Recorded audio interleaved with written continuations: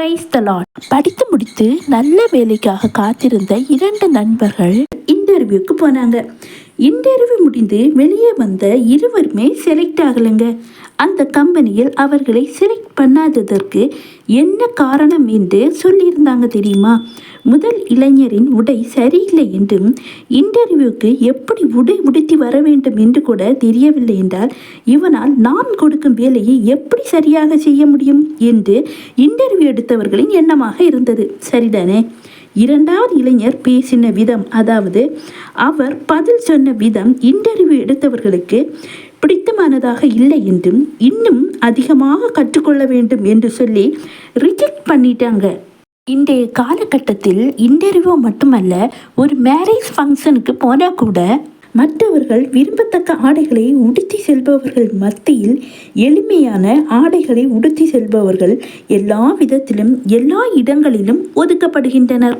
இது போலவே தீய பழக்க வழக்கங்களுக்கு அடிமையானவர்கள், பொருளாதாரத்தில் நலிவடைந்தும் காணப்படுகிற மனிதர்கள் இந்த சமுதாயத்தால் விரும்பப்படாமல் ஒதுக்கப்படுகின்றனர். சமுதாயத்தால் ஒடுக்கப்பட்டவர்களையும் பல நோய்களின் பாதிப்பிற்கு உள்ளானவர்களையும் யாரும் பெரும்பாலும் விரும்புவதில்லை. ஒருவேளை இப்படிப்பட்டவர்களை விருந்துகளுக்கு அழைத்தால் கூட பெயரளவில் வேண்டா வெறுப்பாகத்தான் அழைப்பார்கள்.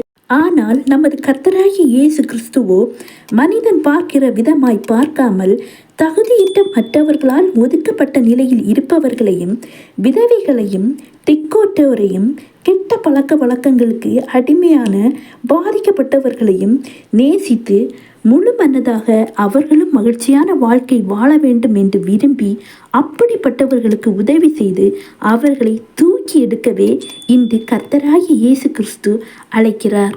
நமது பரிசுத்த வேதாகமத்தில் ரோமர் 8ஆம் அதிகாரம் 30ஆம் வசனத்தில் எவர்களை முன்குறித்தாரோ அவர்களை அழைத்தும் இருக்கிறார், எவர்களை அழைத்தாரோ அவர்களை நீதிமான்களாக்கியும் இருக்கிறார், எவர்களை நீதிமான்களாக்கினாரோ அவர்களை மகிமைப்படுத்தியும் இருக்கிறார் என்று கூறப்பட்டுள்ளது. மேலும் ரோமர் 9ஆம் அதிகாரம் 24ஆம் வசனத்தின்படி அவர் கிறிஸ்தவர்களை மட்டுமில்லைங்க, புற ஜாதிகளிடமிருந்தும் நம்மை அழைத்திருக்கிறார் என்று கூறப்பட்டுள்ளது. இந்த தேவ செய்தியை கேட்டுக்கொண்டிருக்கிற நீங்கள் யார் என்பதும் எங்கிருக்கிறீர்கள் என்றும் எந்த சூழ்நிலையில் இருந்து இந்த தேவ செய்தியை கேட்டுக்கொண்டிருக்கிறீர்கள் என்றும் எங்களுக்கு தெரியாது. ஆனால் உங்களை குறித்து தேவன் முன் குறித்திருக்கிறார் என்பதை நீங்கள் அறிந்து கொள்ள வேண்டும். அதனால் கர்த்தராகிய தேவன் மீண்டும் உங்களோடு இடைப்படுகிறார் என்பதை விசுவாசிக்கிறேன். தேவன் உங்களை குறித்து முன் குறித்திருக்கிறவற்றை நிறைவேற்ற தேவநாம மகிமைப்படும்படியாக உங்களையும் மகிமைப்படுத்த இயேசு உங்களை அழைக்கிறார். நீங்கள் விடுதலை பெற தடைகளை தகர்த்து உதவி செய்ய இயேசு காத்திருக்கிறார். சிந்திப்போம், கர்த்தருடைய வார்த்தைகளுக்கு செவி கொடுப்போம். Jesus bless you.